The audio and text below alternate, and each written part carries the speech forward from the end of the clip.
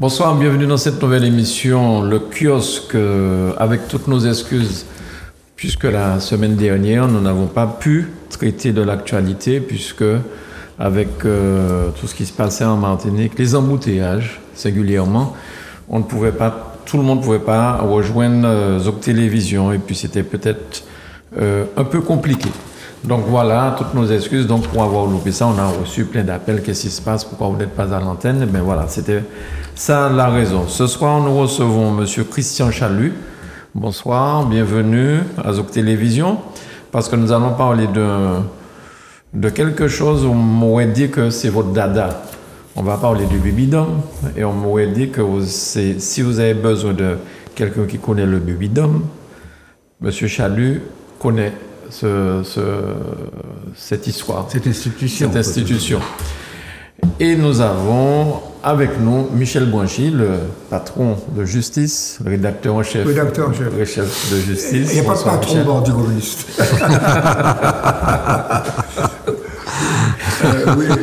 Oui, effectivement. Donc, je confirme qu'effectivement, la semaine dernière, la situation nécessitait quand même de lever le pied. Ouais. Mais cela dit, bon, ça ne n'a pas empêché, je pense, nous tous, de suivre avec beaucoup d'attention l'actualité martiniquaise et internationale. Nationale française et internationale. Ouais. Voilà. Et avec nous, Raphaël Sémédor. Bonjour, bonsoir Raphaël, bienvenue. Oui, bonsoir Mano, bonsoir, bienvenue. Et je salue aussi les autres chroniqueurs. Aujourd'hui, nous allons parler de choses intéressantes et importantes puisque la signature du protocole d'objectifs et de moyens s'est faite hier. Et donc, nous sommes sur une actualité extrêmement brûlante. Là, on parle là, tu es en train de parler de la vie chère. Exactement. La vie chère. D'accord, on en parlera aussi. Il n'y a pas de souci. Notre invité, le quatrième invité, n'a pas pu se joindre à nous ce soir parce qu'il est retenu. Donc, voilà, nous sommes 3, donc vous aurez plus de temps de parole pour pouvoir vous exprimer, vous expliquer. Voilà. Alors, on commence avec vous, Monsieur Chalut. L'impact du Bibidome. Est-ce qu'on peut expliquer ce que c'est aux jeunes Martiniquaises et Martiniquais qui ne savent peut-être pas ce que c'est que le Bibidome? Et est-ce que cette institution continue à œuvrer à la Martinique? Parce qu'on m'a dit que la suite du Bibidome, c'est... L'ANT et la DOM. L'ANT et la DOM. La DOM, voilà, la DOM. Donc, qu'on explique ça, c'était un moyen de vider la Martinique des forces vives, semble-t-il. Est-ce que c'est ça? Je vous laisse en parler. Oui. Alors, le Bibidome, effectivement, peut-être que beaucoup de nos jeunes entendent parler du Bibidome, mais d'une manière très négative pour ceux qui entendent parler du Bibidome. D'autres ne savent même pas ce que c'était. Alors, je dois dire que le Bibidome a été créé en 1963 et jusqu'à 1981. Ça a duré 18 ans. Actuellement, il y a 43 ans qu'il n'y a plus de Bibidome. Ce que je déplore, c'est que les analystes qui se disent spécialistes de démographie et autres disent que ça a vidé la Martinique de ses forces vives. Il y a 43 ans que ça n'existe pas. Les chiffres disent le contraire. Alors, vous parlez, Monsieur Chalut, de la Martinique, mais la Guadeloupe, la Guyane, la Réunion, tous ces départements d'outre-mer étaient impactés par le Bibidome. Oui. C'est pas seulement nous. Hein. Non, mais je ne peux parler que de Martinique. D'accord. Puisque j'ai des chiffres, j'ai des éléments. D'accord. Et j'ai, pour ne rien cacher, 4 membres de ma famille qui ont, écoutez bien le mot, bénéficié du Bibidome. Bon. Alors, depuis l'origine de l'humanité, il y a toujours eu des migrations. Depuis les Vikings, avant ça, etc. Toujours. Alors, on dit que cette migration, il y en a qui disent que c'était de la déportation. Moi, je sais que les esclaves sortis d'Afrique ont été déportés, c'est-à-dire contre leur gré. Le Bibidome, ce n'était pas contre le gré de quiconque. Peut-être qu'ils n'avaient pas d'autre solution. Mais ce n'était pas contre leur gré. Alors, en ce qui concerne la Martinique, je vois que personne ne blâme les anciens qui étaient partis au Panama et qui ne sont jamais revenus. Il y en a beaucoup. Il y en a qui sont partis au Venezuela. Ils disaient Venezuela. J'ai de la famille au Venezuela. Alors, et qui ne sont jamais revenus. On ne parle pas d'eux. Personne ne parle non plus des militaires appelés qui partaient en France ou en Allemagne et arrivaient en France, ils profitaient par des moyens détournés pour être démobilisés, qu'on disait en France. Et les parents étaient fiers de leurs enfants en disant « Ils ja là-bas, ils profitaient pour été ». Le mot là-bas, c'est comme ça qu'on appelait la France avant. Bien sûr. Bon. Mais personne ne condamne non plus les jeunes qui quittent leur pays, la Martinique, et qui ne reviennent jamais. On dit que les cerveaux, on parle de fuite des cerveaux. Entre parenthèses, comme je suis un peu taquin, je dirais alors tous ceux qui sont restés comme moi, nous sommes des idiots. Puisque les cerveaux partent. Donc ceux qui sont restés sont des idiots. Seraient des idiots. Alors, on va... Pardonnez-moi, oui. Le quatrième invité est arrivé, c'est Mathieu Cordémy. Bonsoir Mathieu. Bonsoir, je m'excuse, la circulation était relativement très compliquée. On peut comprendre ça. Donc le temps que Mathieu s'installe, Grégory, lance-moi le petit sujet s'il te plaît sur le Bubidome. Ça permettra à Mathieu de s'installer et à vous de peut-être découvrir certaines choses du Bubidome. On y va si tu es prêt.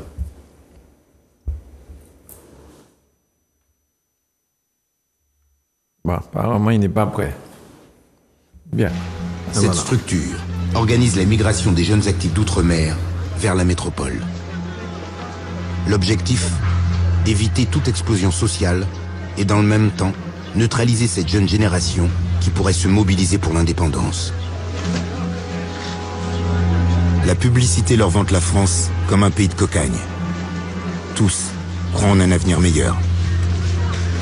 Ils sont arrivés un beau matin à la gare Saint-Lazare par un train comme celui-ci qui amène aujourd'hui, après 2 semaines de traversée, les passagers du paquebot Colombie. Vous revenez de la Martinique? De la Guadeloupe. De la Guadeloupe, ouais. C'est votre premier voyage en métropole? Oui, c'est le premier voyage. Vous venez travailler ici? Ouais. Que vous allez rester à Paris?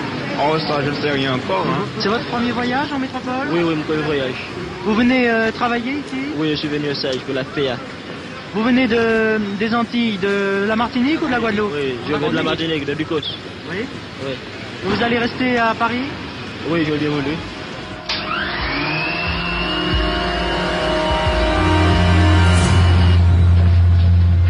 L'espoir cède vite à la désillusion. Les bumidomiens, comme on les surnomme, découvrent qu'ils sont voués aux tâches subalternes. Pour mon père, en fait, le Bumidome est une trahison parce qu'on a fait croire, en fait, aux Guadeloupéens que la France, c'était un nouvel Eldorado. Le Bumidome fait partie des grandes violences psychologiques infligées à des populations entières, des femmes qui arrivaient et auxquelles on apprenait à être des parfaites femmes d'intérieur. Hein. Il fallait qu'elles apprennent à repasser, à coudre, à cuisiner d'abord comme si elles ne savaient pas déjà le faire et ensuite comme si elles n'étaient destinées qu'à ça. C'est très violent. On n'avait pas à faire cela de cette manière. C'est pas le Bumidome en lui-même qui est un crime. C'est la manière totalement cynique dont ça a été fait. En 20 ans, des dizaines de milliers de personnes vont migrer vers la métropole. Toute une génération. Ils subiront les affres du déracinement et le poison du racisme. Encore maintenant, quand je donne des conférences en région, comme on dit, il y a des jeunes femmes ou des jeunes hommes qui m'approchent, qui me disent que leurs parents sont venus par le Bumidome, des jeunes réunionnaises et réunionnais nés en France, et qui me disent que leurs parents ne veulent pas en parler. Tellement, je pense, le traumatisme a été grand. C'est-à-dire, il y a comme une honte associée à cela.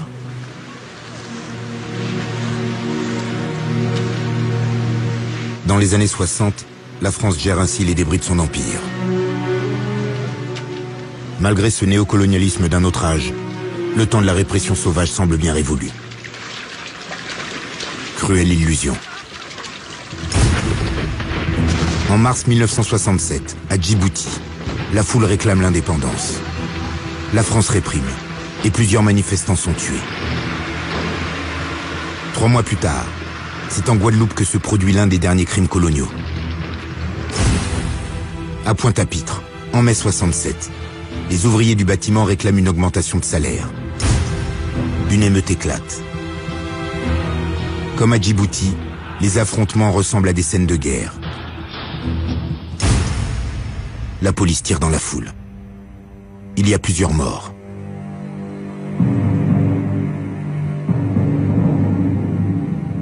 Dans les territoires d'outre-mer, le pouvoir tue encore ses opposants.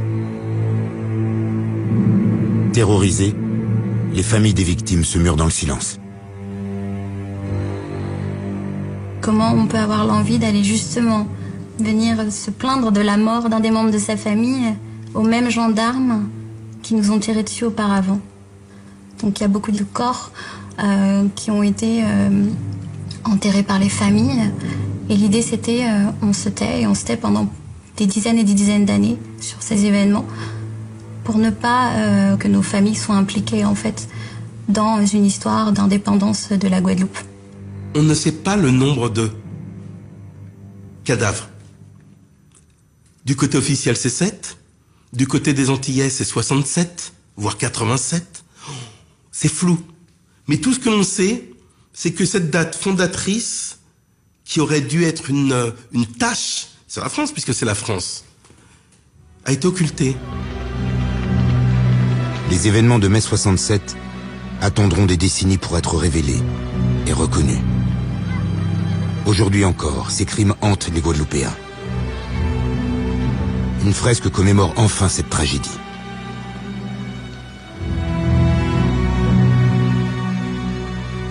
Les victimes ont longtemps été incapables d'en transmettre la mémoire.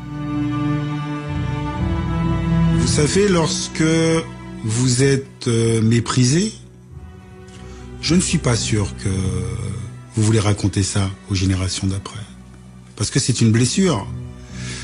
Parce que peut-être que c'est encore une fois des gens qui se soulèvent et qui n'arrivent pas à changer les choses. Quelque part, peut-être que c'est vécu comme quelque chose de honteux parce qu'ils n'ont pas gagné, encore une fois. Et c'est l'État qui a gagné. 2 ans plus tard, en 1969, De Gaulle quitte le pouvoir. Les poussières d'empire, comme il les appelait, sont restées à la France. Elles offrent à la métropole un exceptionnel facteur de puissance. Cependant, au cours de la décennie suivante, Djibouti, les Comores et les Nouvelles-Hébrides accèdent à l'indépendance. Malgré les oppositions, les luttes, la France parvient à conserver l'île de Mayotte, la Nouvelle-Calédonie, la Polynésie et tous ses départements et régions d'outre-mer.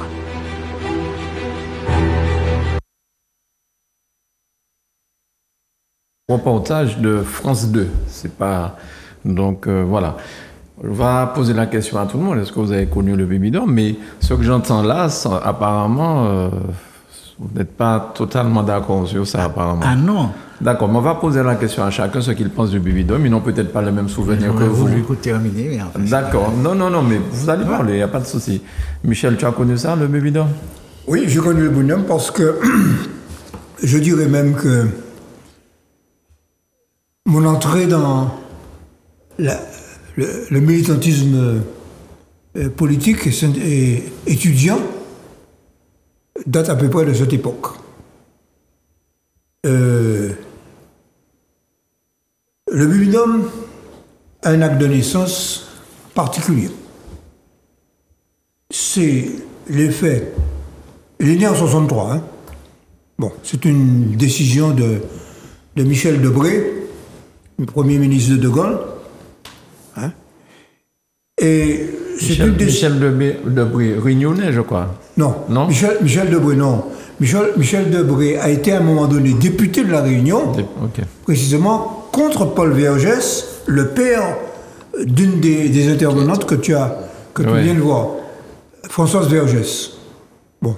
Et où la Réunion, d'ailleurs, il y a eu un scandale en ce qui concerne l'émigration de Bumidum. Bon. Mais ce que je veux dire, je veux situer historiquement. Bureau de migration, alors, sa définition, c'est une société d'État.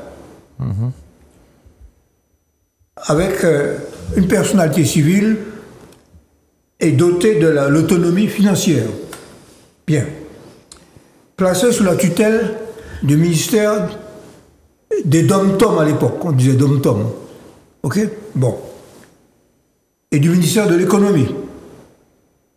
Sa date de naissance est liée aux événements de 1959. Il y a eu des émeutes en 1959, une partie de la jeunesse. Il y a eu ensuite la création de l'organisation de la jeunesse anticolonialiste martiniquaise, l'OJAM. Et le gouvernement de l'époque, sous les conseils du général Nemo, le général Nemo était un général qui avait fait ses armes en Indochine. Et il avait appris du Viet Minh que la guerre révolutionnaire, c'est de Vo Nguyen Giap, l'un des théoriciens de la lutte anticolonialiste du Viet Minh contre les Français, puis contre les Américains. La guerre révolutionnaire se gagne non pas par la puissance de l'armée, mais par le fait que les révolutionnaires sont dans le peuple comme un poisson dans l'eau. Et il avait dit au gouvernement à Debré, si vous voulez empêcher que la Martinique, la Guadeloupe et la Réunion, etc., s'orientent vers l'indépendance ou l'autonomie, il faut vider le bocal. D'où l'organisation, l'incitation. Bon. Le deuxième facteur, c'est que dans les années 1960, l'économie de la Martinique est sortie de l'économie de plantation, c'est-à-dire la Martinique c'était un champ de canne. Un champ de canne. L'économie sucrière s'est effondrée et il y a eu une augmentation considérable du nombre de chômeurs. D'ailleurs, tous les chômeurs ont afflué à Fort-de-France, n'est-ce pas? Et il y a eu une forte augmentation de la démographie. Bon. À l'époque, on parlait d'une démographie galopante. Le terme qui était utilisé, une démographie, c'est le contraire de maintenant. Hein. Bon. C'est le contraire de maintenant. Bref, donc, d'où l'idée. Et enfin, dernier élément, la France connaissait une croissance économique, ce qu'on appelait les 30 glorieuses.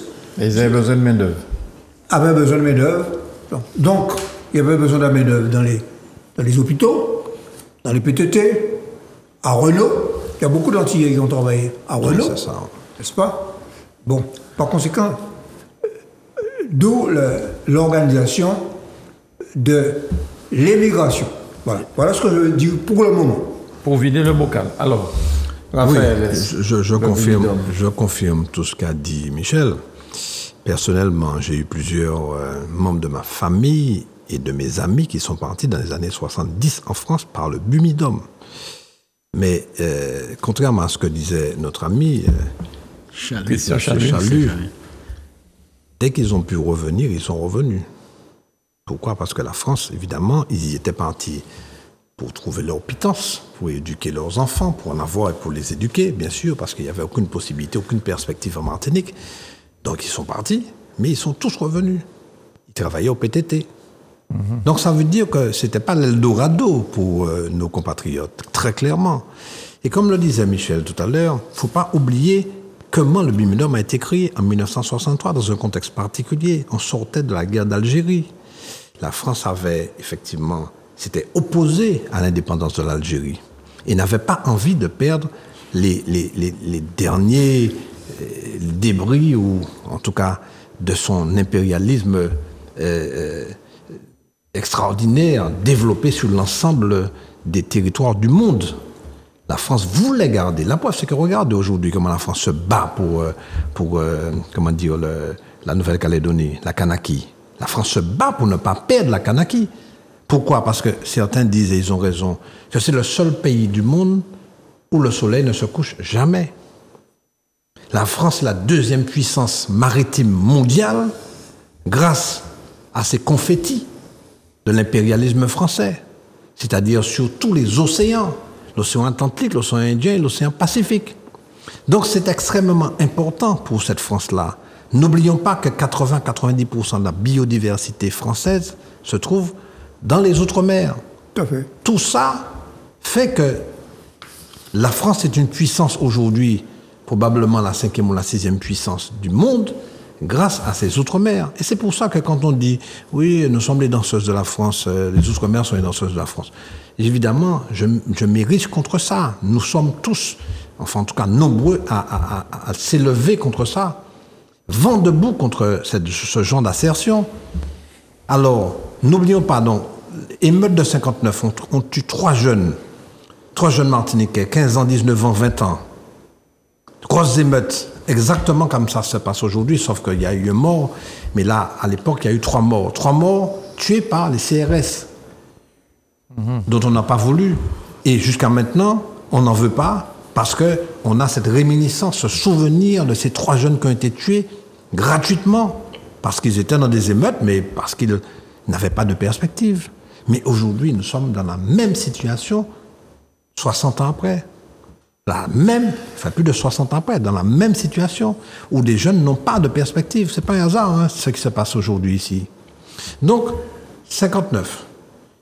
Michel Debré, Premier ministre de la France, propose effectivement créer cette société d'État, le Bumidum, parce qu'ils ont senti que la Martinique revendiquait son indépendance. N'oublions pas que le 25 décembre, je parle sous le contrôle de ceux qui sont plus âgés que moi, dont Michel, qui connaît bien l'histoire, le Conseil général de la Martinique indique qu'il faut ouvrir des négociations avec le préfet et le gouvernement français pour modifier le statut de la Martinique, pour que les Martiniquais et les Martiniquaises puissent avoir plus de pouvoir dans leur pays. Ça a fait peur à la France. Donc qu'est-ce qu'on fait? D'autant que, rappelez-vous, nous sommes tous, presque tous issus de familles extrêmement nombreuses. 5, 6, 10, parfois plus que 10 enfants. La démographie croissait de manière exponentielle. Comment faire pour retenir ça? Alors plutôt que de nous proposer du développement, on nous a proposé de l'expatriation. Et c'est pour ça que, contrairement à ce que dit notre ami Chalut, nous sommes en train de souffrir, je l'ai déjà dit ici, nous sommes en train de souffrir de cette situation qui a été créée par le Bumidum.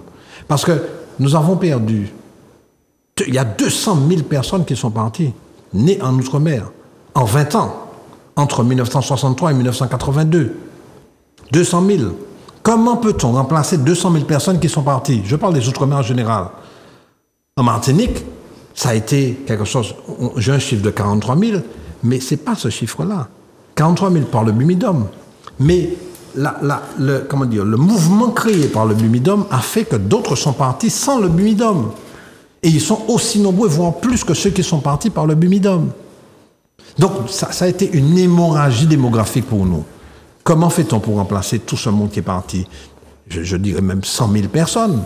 100 000 personnes, 100 000 jeunes Martiniquais en pleine force de l'âge qui nous manquent aujourd'hui. Parce que nous serons, selon les statistiques, nous serons le département le plus vieux de France, c'est pas un hasard. Voilà. Déjà. Mathieu, alors évidemment, je n'ai pas connu le Bumidum, en tout cas, à part travailler dessus en classe, je l'ai étudié. En tout cas, je connais ses conséquences actuellement. Et j'ai bien sûr, comme beaucoup de personnes, j'ai de la famille. En tout cas, quand j'étais jeune, je ne savais pas pourquoi ils étaient tous là-bas. Ils travaillaient, comme vous l'avez dit, soit à la poste, soit dans le milieu hospitalier, etc.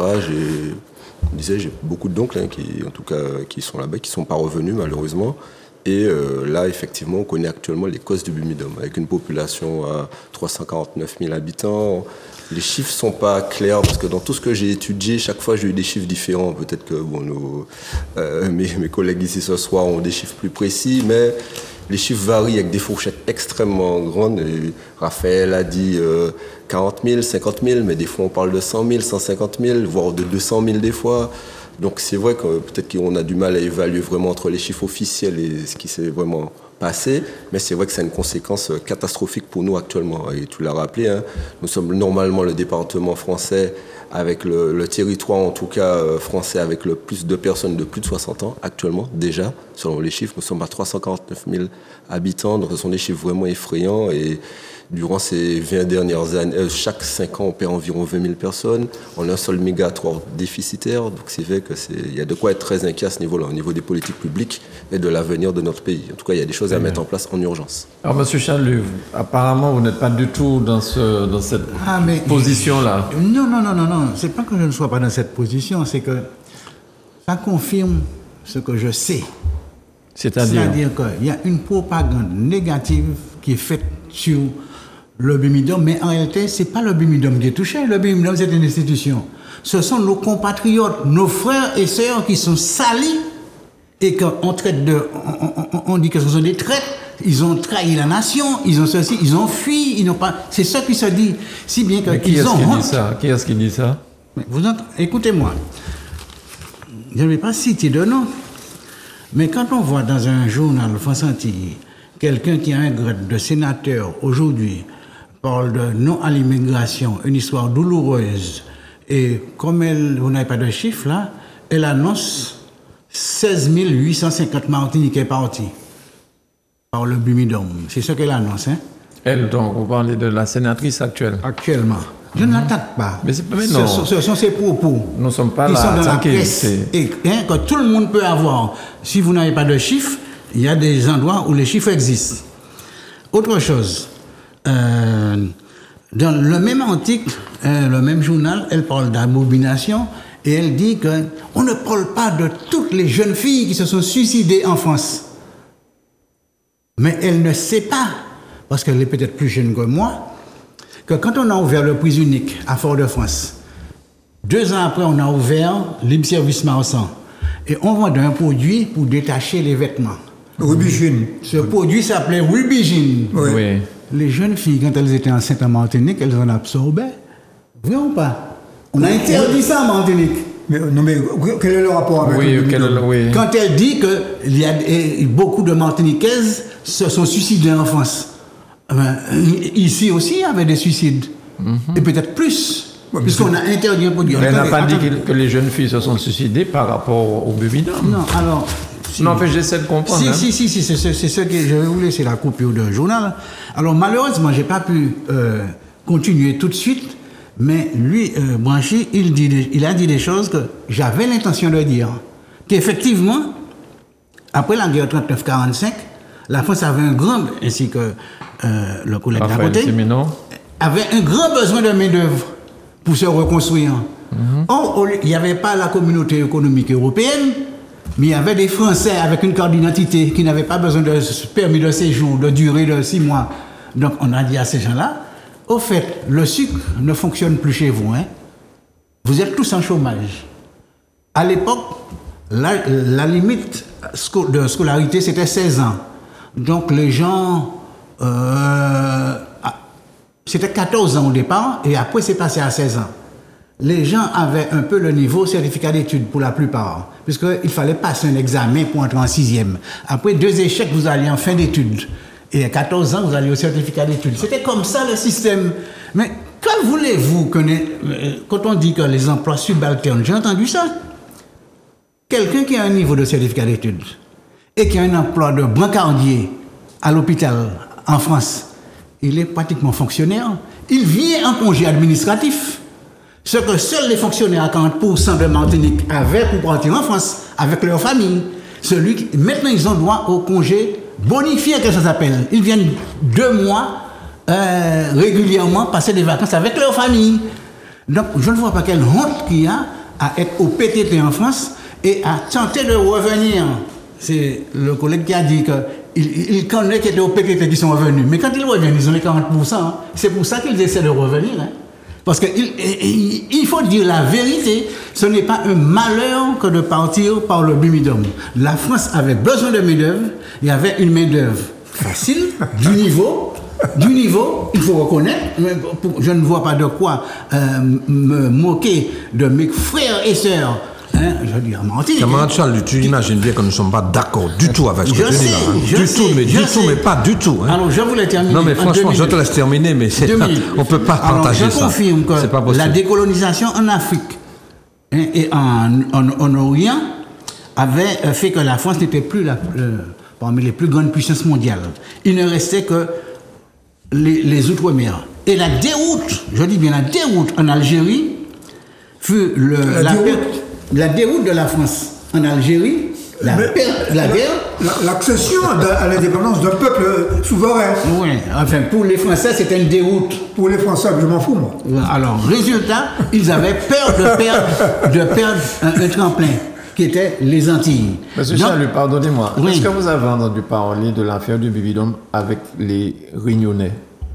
Ah non, il n'y a pas eu d'affaire du Bumidum. Il y a eu les enfants de la Creuse avant le Bumidum. Ah bon? Oui, monsieur, les enfants de la Creuse d'avant, cherchez ça sur Internet, les enfants de la Creuse. Ah, je suis.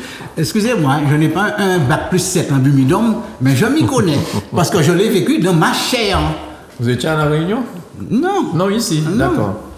Alors, les enfants de la Creuse. Oui, mais c'est un scandale, c'est ça. Avant.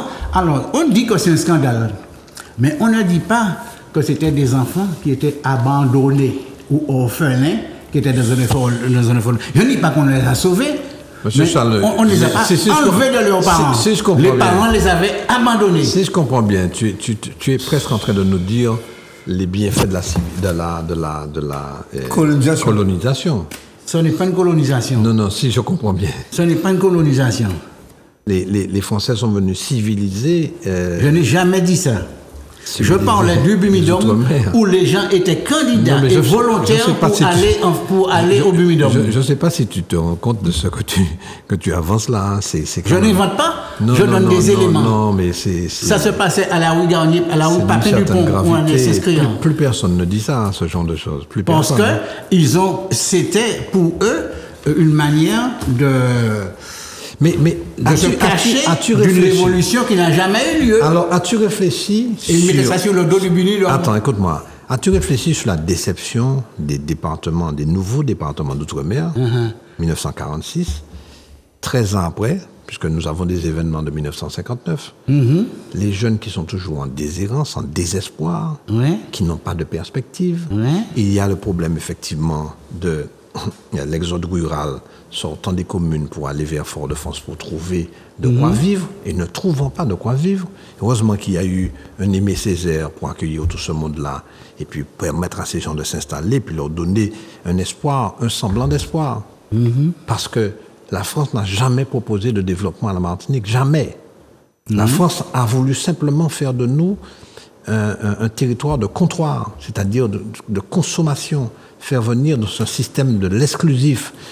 Il faut que je te rappelle que 76% de nos échanges aujourd'hui sont 76% d'échanges avec la France essentiellement, nous empêchant d'échanger avec les autres pays de la Caraïbe et ailleurs, l'Amérique du Sud. Donc c'est tout un système qui a été mis en place pour faire que les Martiniquais, et pas seulement les Martiniquais, les Guadeloupéens, les Guyanais, soient des serviles, des personnes essentiellement faites pour consommer ce qui vient de la France, mais avec aucun moyen de développement. Aucun moyen de développement. Donc c'était une main-d'œuvre qui était là, à portée de main, pour pouvoir aller en France.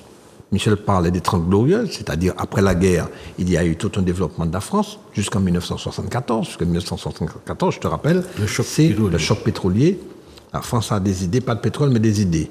Mais il n'empêche que jusque-là, la France avait besoin de main-d'œuvre. Donc on prend des Martiniquais, on prend des Guadeloupéens, pas les Guyanais, parce qu'ils n'étaient pas assez nombreux. Les Guyanais ne sont pas concernés par ça, pas vraiment. Les Réunionnais, bien sûr. Et on les balance en France pour pouvoir effectivement servir de main-d'œuvre servile. On a vu dans le sujet tout à l'heure, femmes de ménage à la poste, que des métiers qui sont des métiers qui ne sont pas valorisés, des hôpitaux, comme aide-soignante, etc. Donc, je suis quand même désolé, vraiment, je t'entends parler, je suis vraiment désolé, plus personne ne tient ce genre de langage-là, plus personne. Donc il faut vraiment que tu revoies ton logiciel, parce que là tu vas choquer les gens en disant ça. Alors, nous sommes sur un territoire qui est sinistré aujourd'hui, sinistré sur le plan du développement économique, sur le plan démographique. On ne peut pas se permettre de dire vive le Bumidum. Ce n'est pas possible. Okay. Bon, on écoute Michel. Alors, je voudrais apporter un élément de réflexion qui n'est pas de moi d'ailleurs, j'entendais parler au téléphone.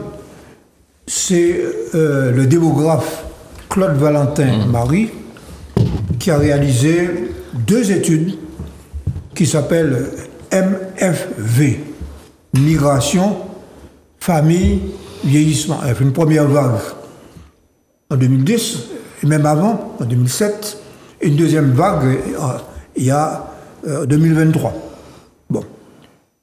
Ces études scientifiques, alors, parce que ce Martiniquais qui est démographe est à l'Institut national des études démographiques, l'INED. Bon. J'ai eu l'honneur d'assister à sa première conférence quand il a rendu compte de cette étude à l'INSEE en 2007. Et Claude Valentin Marie avertissait solennellement les autorités de l'époque, Conseil général, il n'y avait pas de CTM, et les politiques, et l'État, le préfet, que l'effet à retardement du Bumidum, c'était la baisse de la natalité, puisque les gens en état de procréer n'étaient pas ici. OK ? Donc ça a eu un effet. En matière démographique, les effets économiques et sociaux se font toujours sur plusieurs décennies. 20 000 personnes perdues tous sur les plusieurs 5 ans décennies. Bon. En moyenne, donc Bon. c'est catastrophique. Et la deuxième étude MFV qu'il a faite, j'ai eu aussi l'honneur d'assister à la présentation. Bon. Je dirais hors antenne quelles sont les relations personnelles que j'ai avec... Mais cette étude a été financée à l'époque, en partie, par la CTM, la deuxième. Parce que j'ai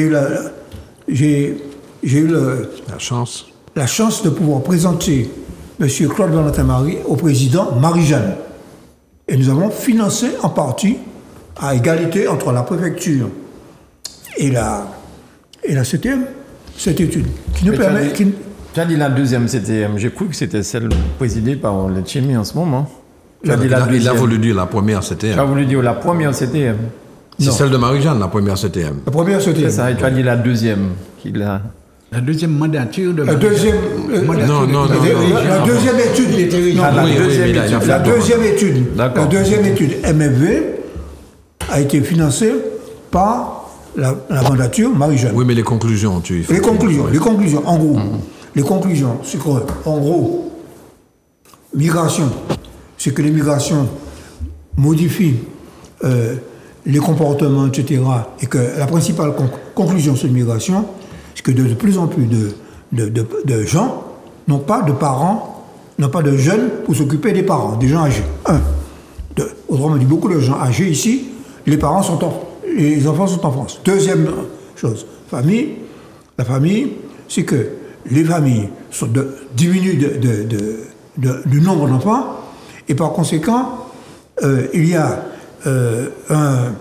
une diminution de la transmission des valeurs, de ce qu'on vit d'ailleurs aujourd'hui avec la jeunesse. Bon. Troisième élément, eh bien, c'est le vieillissement accéléré que tu as cité. Bon. Et le vieillissement accéléré, une des conséquences du vieillissement accéléré, c'est que la Martinique, les collectivités qui ont en charge précisément les EHPAD, le soutien aux personnes âgées, ça grève les budgets des collectivités, principalement la CTM, puisque c'est la CTM qui a ça en charge, et aussi les communes. Combien ? Plus 33% cette année de budget en plus pour les consacrer aux personnes âgées avec l'augmentation du nombre de personnes âgées. En une année simplement. Par conséquent, l'effet à retardement, prouvé scientifiquement, je répète, par l'INED, par l'intermédiaire de ce Martiniquais, qui est peut-être le démographe numéro 1 en France. Bien. Donc, ok, les effets à retardement du Bumidum sont extrêmement dommageables. Bon. Et par conséquent, je mesure mes mots, c'est un crime colonialiste. Mais oui, non, c'est un crime colonialiste. Non, mais Michel, ce qu'il faut dire au camarade Chalut, c'est qu'il ne faut pas regarder les situations individuelles. C'est sûr que celui qui serait resté en Martinique sans emploi n'aurait pas pu se développer, élever ses enfants, etc. Il est parti en France, il avait un emploi, etc. Bien sûr. Mais nous dénonçons la politique. Non, mais les politiques publiques n'ont pas été mises en place à l'époque pour pouvoir les maintenir sur place. C'est surtout ça qui est important. Sur le plan individuel, celui qui part en France, bon, il travaille au PTT. Je me rappelle, mon cousin, il est parti dans les années 73-74. Il est arrivé en France, il travaillait au PTT, il s'est acheté une Opel bien jaune, etc. Bouga Karoula, dans le Bouga content. Évidemment, mais c'est pas ça. Nous ne parlons pas de ça. Nous disons qu'il aurait fallu une autre politique menée par le gouvernement français pour permettre à nos jeunes Martiniquais de rester dans leur pays. C'est-à-dire leur donner la possibilité, effectivement, de trouver un emploi sur place. Et c'est pas ce qui s'est fait. On a préféré la facilité, d'autant que la France avait besoin de main-d'œuvre. Donc elle s'est dit, bon ben allez, j'expatrie tous ces jeunes-là, d'autant que on était dans une situation insurrectionnelle, puisqu'évidemment, les événements de 59 ont marqué les esprits, ont marqué les mémoires. Donc il fallait faire quelque chose. Mais la seule solution trouvée, c'est d'expatrier nos jeunes. C'était une mauvaise solution. Et c'est pour ça que Césaire a parlé du génocide par substitution, rappelle-toi. Non, dans les années 70, c'était ça. Quand il a parlé de ça, il s'agissait de la Guyane, où on voulait envoyer des gens en Guyane. Nous sommes d'accord. Hein? Oui. Et c'est Steele qui voulait faire ce projet-là. C'est pas le Bumidum. Sauf que c'est tout à fait opposable à la situation en Martinique. Alors, moi, je voulais juste un mot répondre aux trois personnes. Et après, Mathieu. Oui. Enfin, comme il a déjà parlé, je voulais dire au collègue Branchi que tout le monde sait qu'il aime parler de l'INSEE avec les chiffres en tant vu sa profession. Mais je signale à tout le monde là, chers téléspectateurs, en 1962, il y avait 270 000 chiffres de l'INSEE, habitants. En 82, après le Bumidum, il y avait 326 000 habitants, c'est-à-dire 56 000 en plus. En 2000, il y avait 393 000 habitants, c'est-à-dire 123 000 par rapport au début du Bumidum. Quand on me dit qu'on a dépeuplé, ce sont les chiffres de l'INSEE, M. Branchi, spécialiste. Non, mais essaie de retenir ce que Michel a dit. Alors, non, je tiens qu'il a parlé de la démographie était galopante et exponentielle et ça a chuté. C'est ce que j'ai entendu. Ça n'a pas chuté, ça a augmenté. C'est vrai, mais tu attends. Ça a augmenté. Tu manipules mes propos. C'est de la manipulation. C'est de la manipulation. J'ai mal entendu. Tu as certainement mal entendu. J'ai mal entendu. Et surtout mal compris. Mal compris. Alors par contre, monsieur Séminaire, oui. Dis-moi. Amicalement, alors qu'on ne se connaît pas personnellement, on ne se connaît pas, tout à fait. Il faut éviter de répéter que les CRS ont tué les 3 jeunes de Fort-de-France. Tous les historiens reconnaissent maintenant que ce n'est pas vrai. Non, mais il ne faut pas dire ça. Tu as dit ça tout à l'heure. En 59, les CRS ont tué 3 jeunes. Alors, ils n'ont jamais tué. Moi, je venais de naître en 59. Ouais. Mais ce que je peux te dire, c'est que c'est l'action des CRS qui a créé l'émeute, qui a créé cette situation insurrectionnelle. Nous sommes d'accord. Parce que moi, j'ai lu. Parce que j'ai entendu, ils ont tué. J'étais tout petit. Ah, tu as entendu, ils ont tué. Mais peu importe, on ne sait pas qui a tué. Il n'empêche qu'on a traduit... C'est pas ce qu'il a dit. Ah bon, il me semble. Alors justement, comme cette émission est très regardée ils vont entendre ce débat-là, mais les gens vont regarder le replay. Ils vont se rendre compte que oui, je l'ai noté. Non, mais c'est pas, ils ont tué gratuitement des gens. Non, mais ce que je veux dire, c'est que c'est la situation insurrectionnelle qui a créé cette situation où nous avons 3 de nos jeunes compatriotes, 15 ans, 19 ans et 20 ans, qui ont été tués. Mais c'est vrai, ils ont été tués. Ouais. Oui, ils ont été tués. Il y a même un CRS qui a été inquiété. Il y a un CRS qui a été inquiété. Enfin, je parle sur le contrôle de... Moi, ce que je voulais dire, c'est que surtout les conséquences sont catastrophiques pour nous, parce qu'on l'a dit là, chaque année, on perd environ 0,9% de notre population, quand la Guadeloupe perd 0,7%, et quand la France, c'est plus 0,3%. Donc nous, on a un solde naturel négatif. Et les conséquences sont quoi? C'est qu'il faut adapter les politiques publiques. Et malheureusement, l'État, depuis de nombreuses années, je dirais depuis l'époque du BIMIDOM, depuis le début quand ça a été mis en place, ils n'ont jamais mis de politique, notamment de politique familiale, ici, notamment de politique aussi pour permettre au peuple de se développer, et notamment en matière d'emploi, d'activité. Et jusqu'à maintenant, ils ne prennent pas conscience de ce qui se passe actuellement et de cette chute démographique et qu'elle est catastrophique pour nos territoires. Et que si on ne met pas en place des politiques publiques pour nous permettre de tenter d'inverser, même de stabiliser pour l'instant le fait qu'on perde 20 000 personnes tous les 5 ans, on ne va pas s'en sortir à l'avenir.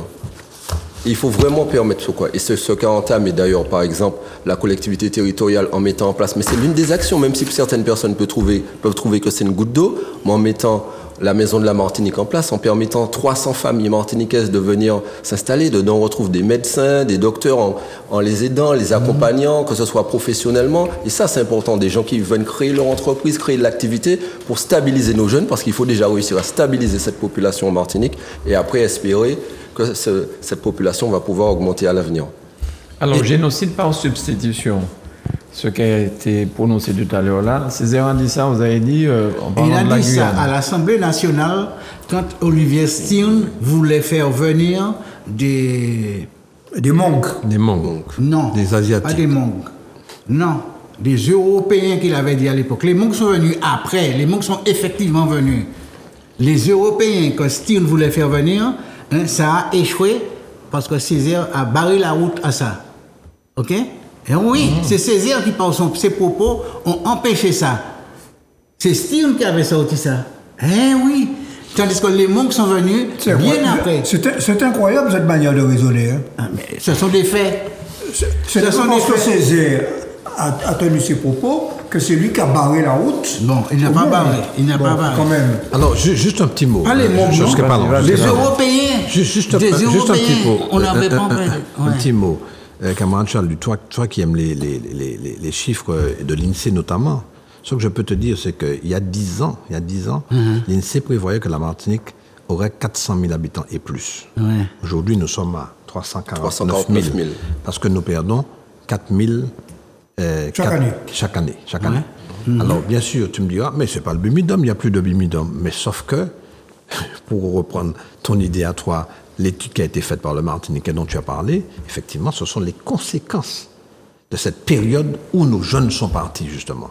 Et c'est pour ça que nous avons, effectivement, un décalage entre le nombre de naissances et le nombre de décès. D'accord, donc la diminution. Donc je te l'accorde, mais à ça, je vais rajouter que nous, les politiques, et nous qui avons des moyens, nous envoyons nos enfants au Canada ou ailleurs faire des études, hein, et ils ne reviennent pas à l'étranger. Ceux qui sont arrivés au haut de l'échelle, ils envoient leurs enfants. Il y a même une commission d'une université canadienne qui vient ici chaque année procéder à des recrutements d'étudiants. Mais il faut aller plus loin que ça. Nous avons un problème fondamental de développement économique dans ce pays. Comment un jeune ingénieur... Alors que nous sommes décentralisés depuis 83. Non. Décentralisés de quoi? Mais non, décentralisés... Nous sommes... Attends, Michel, attends. Oui. Nous sommes en liberté surveillée. La décentralisation, c'est ça. Nous sommes en liberté surveillée. Je voudrais ajouter un mot quand même pour donner à ce débat une allure, je dirais, scientifique. Il y a une immigration, tu as cité le Venezuela, tu as cité le Panama. Il y a toujours eu une immigration naturelle, d'une manière générale, d'ailleurs, pas seulement en Martinique, dans toutes les îles de la Caraïbe, à Trinidad, à la Jamaïque, à côté de nous, Sainte-Lucie, il y a toujours eu un courant naturel d'émigration. Le problème avec le Bumidum, c'est une immigration organisée par la métropole, dans le sens où métropole veut dire centre de la colonie, ok? Organisée par la métropole avec des moyens d'État et des crédits de l'État. Et tu oublies de dire organisée et massive. Massive. C'est ça la différence. Alors, qu'il y ait par ailleurs un courant, d'ailleurs, j'ai là une note de...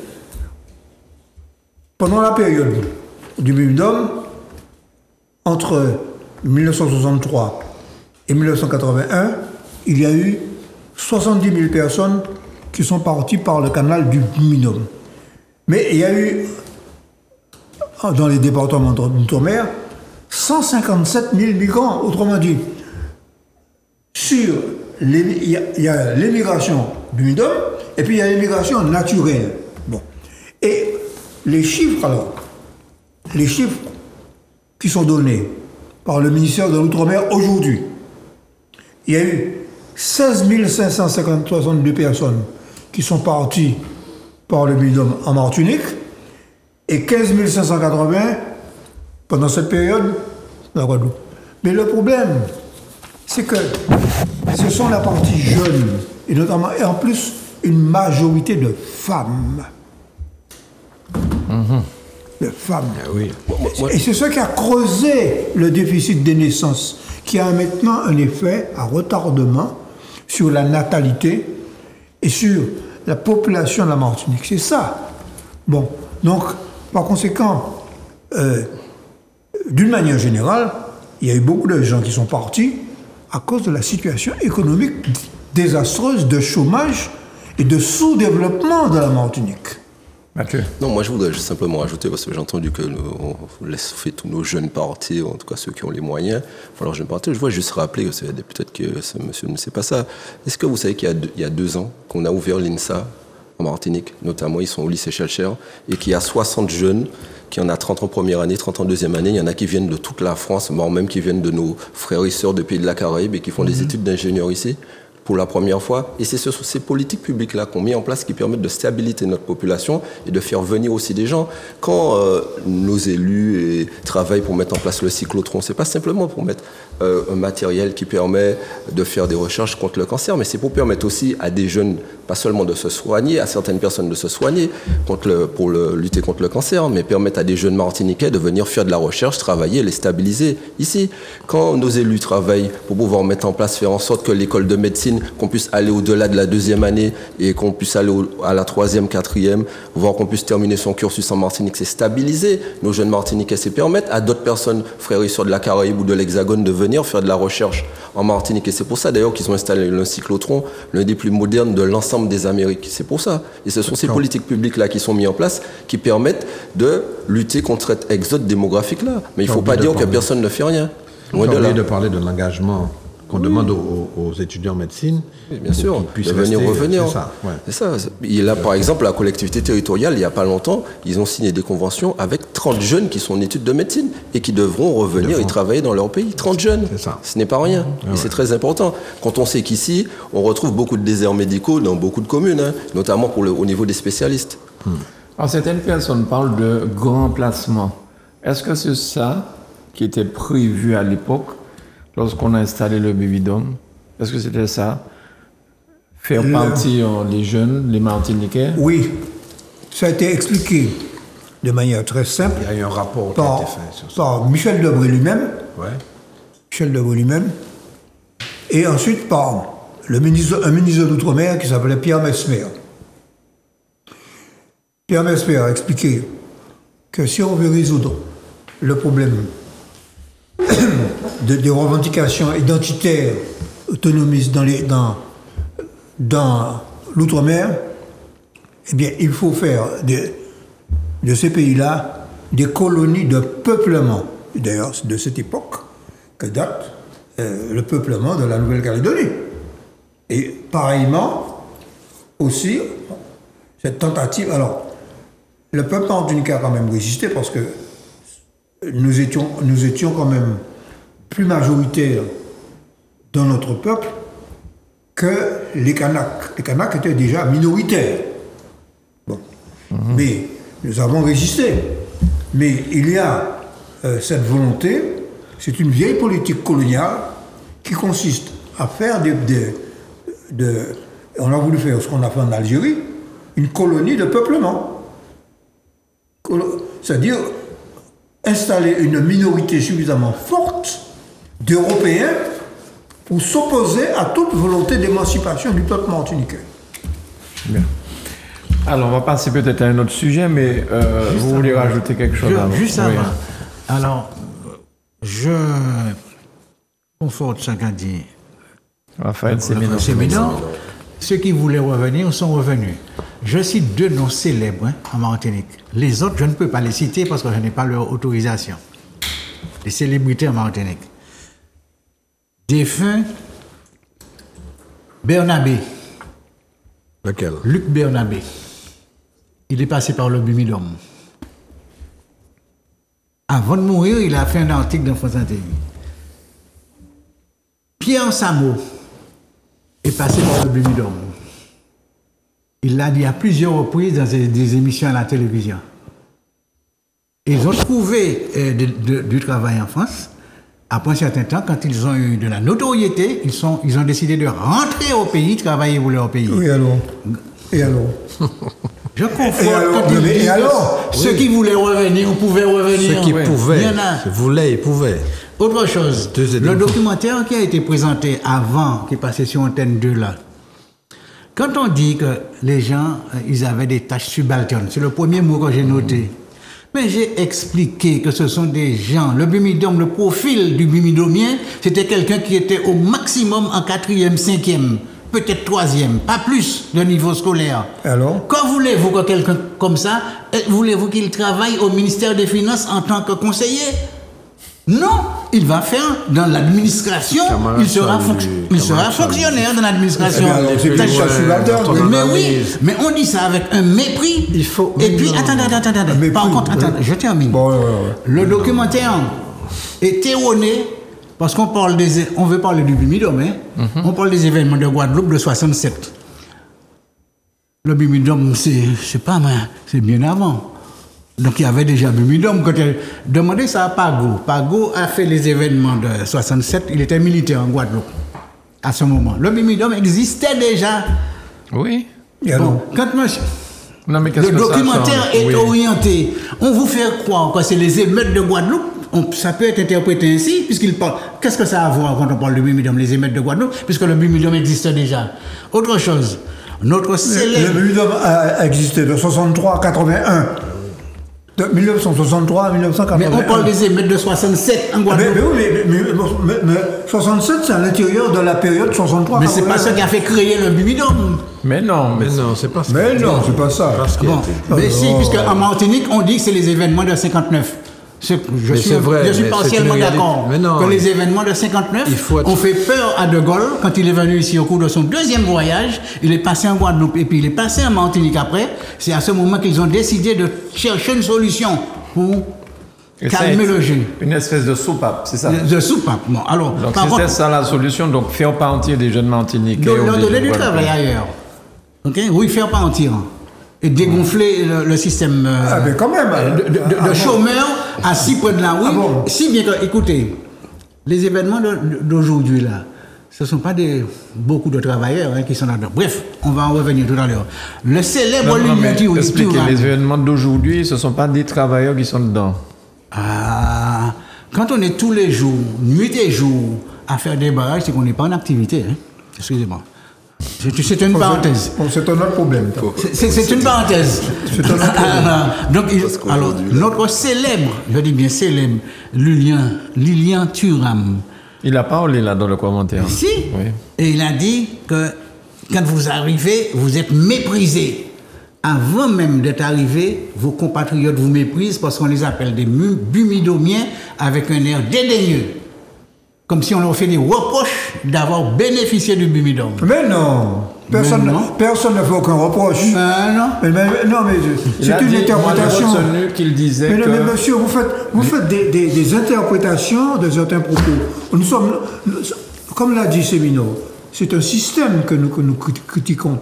Mais on ne critique pas la personne qui a utilisé le Bumidum pour échapper au chômage. Évident, mais si, on leur dit que c'est eux qui sont responsables. Mais nous avons des membres de la famille, nos amis qui sont partis par le Bumidum.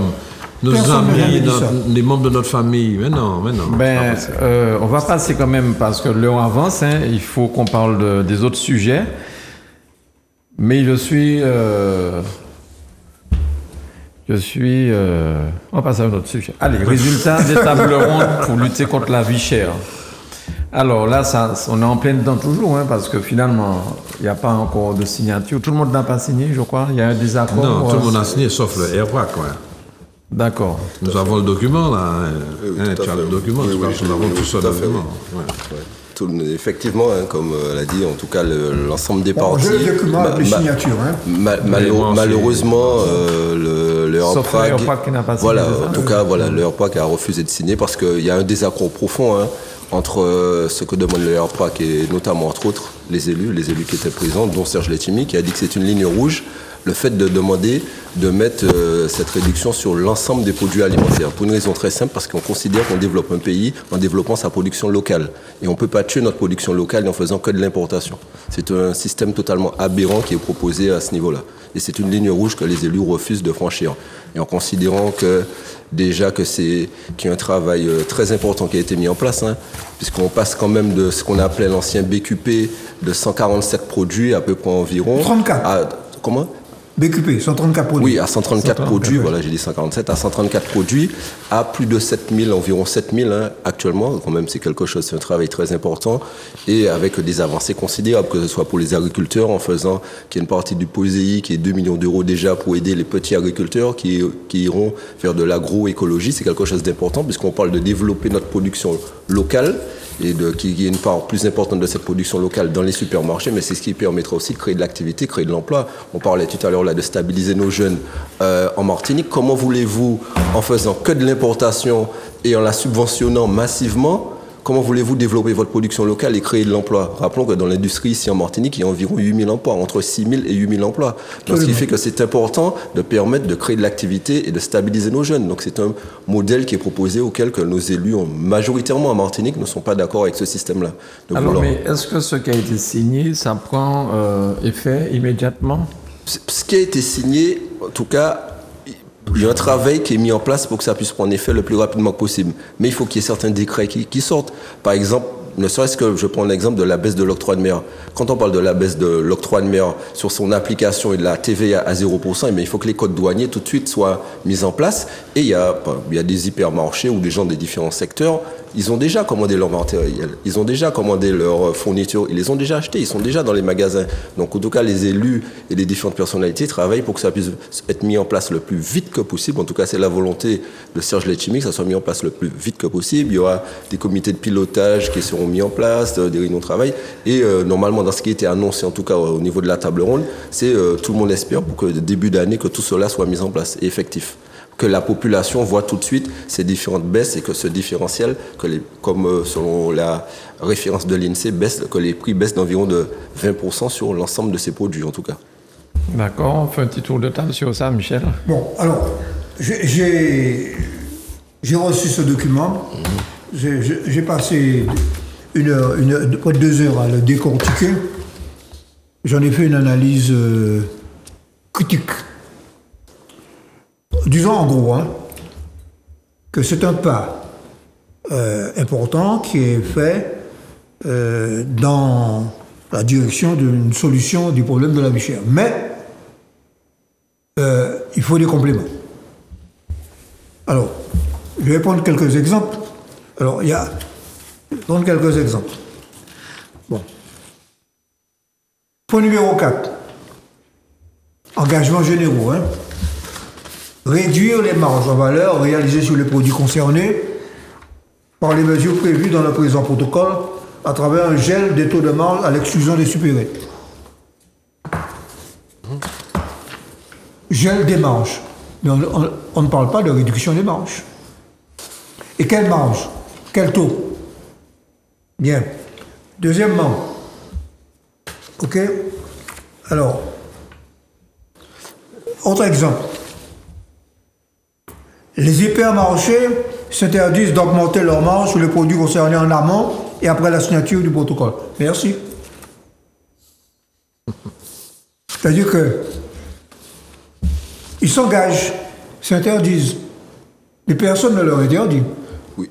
Bon, autrement dit, ce que je veux dire, et je pourrais prendre de nombreux exemples, il y a une série d'engagements qui sont des engagements purement verbaux,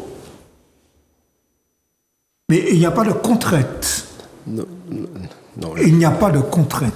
La contrainte sera exercée par l'État, la contrainte sera exercée par les différents décrets et tout ce qui sera mis en place là, ce travail-là qui est en train d'être fait. Oui, mais c'est un pas qui a été franchi, un pas très important. Il y a un travail qui est en train d'être fait. Vous savez très bien, vous maîtrisez, Monsieur Bonchy, vous maîtrisez si bien les choses, aussi bien moi. Vous savez qu'il faut faire, qu'il y a certains décrets qui doivent paraître. Il y a des fois que c'est réglementaire. On peut même parler même de loi des fois, mais pour l'instant, en tout cas, les élus ont essayé de travailler pour que les choses bouge le plus rapidement. Et tant que c'est pas mis en place, mais c'est un pas qui a été franchi, après les choses seront mises en place. Il y a les parlementaires doivent faire leur travail, doivent porter certains amendements, comme là même le gouvernement s'est engagé déjà par la voix du Premier ministre à porter, dans le cadre de la prochaine loi de finances là, à porter certaines modifications qui vont permettre l'application de ce protocole qui a été mis en place. Il y a un renfort des services de l'État, parce qu'on sait très bien qu'ils étaient largement sous-dimensionnés, qui sera mis en place avec des recrutements, etc. C'est marqué. Non. C'est marqué. Je vais vous donner la ligne. Je vais vous le donner. Je vais le chercher. Je vous le donne. Je passe la parole à quelqu'un. Je vous le donne. Je n'ai pas en tête exactement, mais je vais vous le donner. C'est quel point? Attendez, je vais vous le dire. Et je suis sûr de ça. Je laisse aussi Raphaël en attendant parler ou quelqu'un d'autre pendant que je cherche le... Non, monsieur, c'est le point 22. Ce que je veux dire par là, ce sont des engagements, mais il n'y a pas dit clairement, non, comme l'avait demandé le Tchimi avait écrit une lettre au Premier ministre. Il avait dit qu'il fallait bloquer les prix et qu'il fallait un encadrement des marges et des prix. Un encadrement des marges et des prix. Ce n'est pas dans le document. Je vais vous le... Bon, autrement dit, pourquoi je dis ça? N'oubliez pas qu'il y a eu une négociation qui a été mise en place et cet encadrement des marges et des prix, il y a un travail qui est fait par les services de l'État. Parce que n'oubliez pas que ce que vous êtes en train de dire là et que le rapport Ajar le démontrait, on a très peu de chiffres. Il y avait très peu de chiffres parce que volontairement, ils ne fournissaient pas leurs comptes. Il y en a qui préféraient payer des amendes que de les fournir. Mais bien sûr. Donc, il ne faut pas oublier ça. Pourquoi il n'y a pas de chiffres? Il ne faut pas oublier d'où on part. Pourquoi il n'y a pas de chiffres? Tu permets? Oui, bien sûr. Tu permets. Il n'y a pas de chiffres parce que l'État pratique la politique de l'autruche. L'État a détruit l'organisme qui pourrait lui donner des chiffres sur les marges, qui s'appelle la DGCRF. On l'a détruit. Et dans cette affaire, M. Ajar ne peut que interviewer les acteurs économiques. Dans les tables rondes, on interviewe les acteurs économiques, ils disent ce qu'ils veulent, mais personne ne va vérifier les justificatifs pour vérifier ce qu'ils disent. Okay. Donc ce qui manque dans ce document, c'est qu'on va prendre une loi pour renforcer les services de l'État et qu'on va faire des études sur les marges, sur la formation des prix, et que l'on va contraindre les entreprises à respecter les engagements qui sont là. Okay. Sinon, ce sont des paroles verbales. Monsieur Chalut. Pour moi, ce sera simple. Je n'ai pas les mêmes moyens que les autres sur la table, là, sur le plateau. Donc, je n'ai pas vu le document en amont. Donc, je ne peux que constater que tous les partenaires présents aux négociations ont signé, sauf un. Mais aussi, je déplore que d'autres qui n'étaient pas présents du tout, ils ont tenté de faire ce qu'on appelle une récupération de ce qui se passait, mais ils ont ajouté quelque chose qui n'allait pas. Quand vous dites d'autres, vous pensez à qui? Une organisation syndicale qui, notamment, hier encore, disait il faut augmenter les salaires, il faut augmenter... il n'est pas question d'augmenter les salaires.